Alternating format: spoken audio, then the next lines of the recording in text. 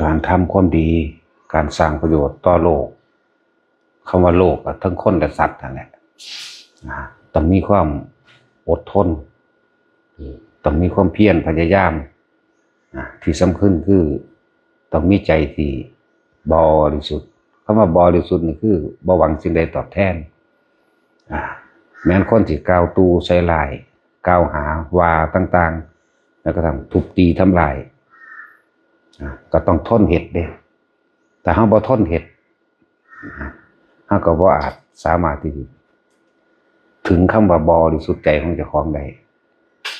เพราะเฮาบ่ได้เฮ็ดเพื่อว่าให้ผู้ใดผู้หนึ่งมายกย่องบ่ได้เฮ็ดเพื่อว่าให้ได้ค่าจ้างรางวัลใดๆทั้งสิ้นจึงเป็นธรรมดาคนเฮ็ดคนทำความดีคนทำประโยชน์ต่อมนุษย์และสัตว์โลกทั้งหลายเนี่ยมันสิเป็นคนบ่คือหมู่มันสิแปลกหมู่ใน10,000 คนมีผู้หนึ่งจังซี่เนี่ยเขาสิเบิ่งเป็นตัวประหลาดโดยสายตาโดยความเห็นเขาสิเข้าใจว่าคนนั้นเป็นคนโง่ฉะนั้นคำคารหานินทาหรือคำสรรเสริญบ่เอาทั้งสองอย่างนั่นแหละคนดีจริงๆแล้วก็เป็นคนดีทำดีได้ง่ายแต่ว่าคนชั่วทำดีได้ยากเด้แต่ให้มันดีจริงๆเด้อให้เขามันถึงแก่นใจของตัวของจริงๆเราทำเพื่อปล่อยวางเราทำนี่ไม่ได้เอาไม่ได้หวังสิ่งใดตอบแทนถ้ามีคนมาด่าถ้ามีคนมาว่าใส่ร้ายเกาตูอย่างต่างๆก็สร้างถ้าเรามีอารมณ์โกรธบ่พอใจแสดงว่าเราทำเพื่อให้ผู้อื่นยกย่องตัวเองเด้นะต้องบอกว่าถ้าโกรธก็แสดงว่าบ่ทันได้ปล่อยจริงทำแค่ว่าให้คนมาเข้าใจว่าตัวเองเป็นคนดีซื่อๆนั่นแหละมันต้องว่างจิตเป็นกลางจึงทำได้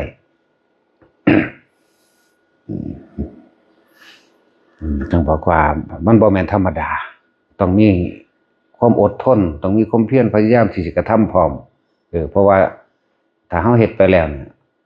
คนเฮ็ดแก่ตัวก็สิบอกความนั้นความนี้สารพัดขัดขวาง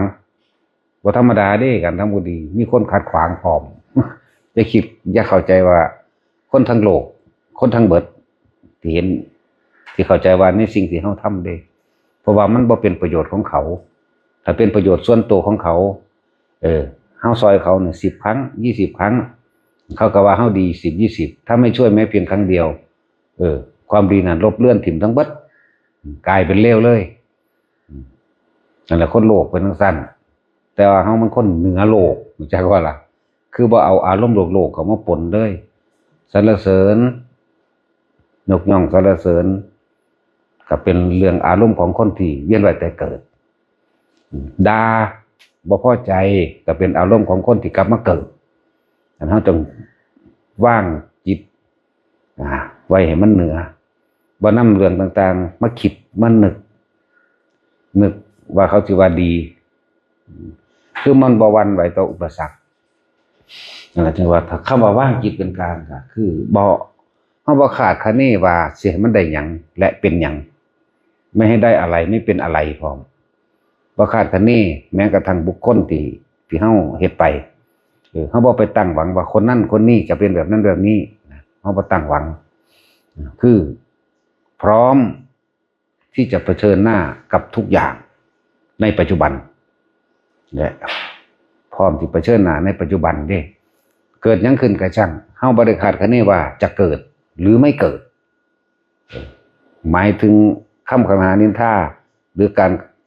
ขัดแย้งหรือขัดขวางเฮาบ่ได้คาดคะเน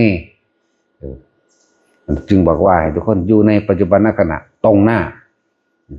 พร้อมเพื่อจะเผชิญทุกอย่างในตรงหน้านี่แหละถ้าเฮาคาดหวังไว้แต่บ่เป็นดังหวังนั่นแหละมันสิผิดหวังคือว่าเข้าใจยากอยู่เด้อันคำว่ามัชฌิมาหรือว่าว่างจิตเป็นกลางในการทำความดีในการเสียสละตัวเองเพื่อทั้งคนและสัตว์นะเข้าใจยากอยู่ต่อบางที่ถ้ายังเหนื่อยหรือยังน้อยใจแสดงว่ายังไม่ดีจริงเข้าใจว่าล่ะ ถ้ายังเหนื่อยถ้ายังน้อยใจแสดงว่ายังบ่ทันดีจริงฉะนั้นต้องเฮ็ดใจเป็นกลางได้จริงๆเด้ คำว่ากลางดีก็บ่เอาหมายถึงคำอย่างสรรเสริญคนทั้งโลกเลวก็บ่เอานั่นถ้าเอาดีมันก็เอาเลวถ้าเอาสรรเสริญมันก็เอานินทาถึงว่าบ่แม่นธรรมดาเราต้องได้อดทนอดกันคำว่าท่านจังซี่ท่านก็ขาดออกจากความเห็นแก่ตัวบ่ได้หวังผลในท่านบ่มีจิตผูกพันในผลว่าใครสิว่าดีหรือว่าบ่ดีแล้วก็บ่ปรารถนาบ่สั่งสมใดๆทั้งสิ้นมีแต่ตัดออกจากความเป็นเจ้าของนะท่านก็ดีนั่นแหละคือสร้างความดีทำเพื่อผู้อื่นโดยไม่หวังสิ่งใดตอบแทนก็แม่นคำว่าศีลก็คือการไม่มีจิตคิดร้ายเบียดเบียนทำให้ผู้ใดผู้หนึ่งเสียชีวิตและทรัพย์สินทั้งคนและสัตว์บัดนี่คือเป็นปกติศีลใหญ่หมายถึงผู้ว่างแล้วแต่ว่าถ้าผู้บ่ทันได้ถึงขั้นว่าทั้งคนและสัตว์ได้ก็แค่เอาเฉพาะคนก่อนเพื่อความอยู่ดีปกติในสังคมคือว่าและเนคขมะบัดนี้การข่มจิตให้ออกจากให้รู้เท่าทันอารมณ์เนคขมะนี่การข่มจิตให้รู้ให้ทันอารมณ์ความรู้สึกในความพอใจรูปรสกลิ่นเสียงสัมผัสกระทบรู้สึกเพียงกายทางกายเราจะว่ามีการอบรมก็คืออบรมตนเองสังวรคือสังวรตาหูจมูกลิ้นกายเจ้าของเองสำรวจนั่นแหละสังวรกันเลยพึงสำรวจตาหูจมูกลิ้นกายใจพึงระวังความคิดที่เกิดจากการเห็นรูปเห็นรสกลิ่นเสียงสัมผัสความรู้สึกทางกายและคุ้มไว้เนคขมะเรื่องเขาจึงหาเครื่องอยู่สมาธิจิตตั้งมั่นกับอย่างตั้งมั่นกับฐานที่ตั้งแห่งความสงบเขาก็เลยหาวิธีว่าเขาจะสร้างฐานที่ตั้งของสมาธิฐานที่ตั้งแห่งความสงบหรือวิหารธรรมนั่นเองโดยการทรงฌานเจริญฌานการว่าทรงการเจริญคือการรักษาความรู้สึกที่เกิดให้อยู่ในกายนั่นเองทรงหรือเจริญการรักษาความรู้สึกที่เกิดอยู่ในกายอันเฮาตั้งไว้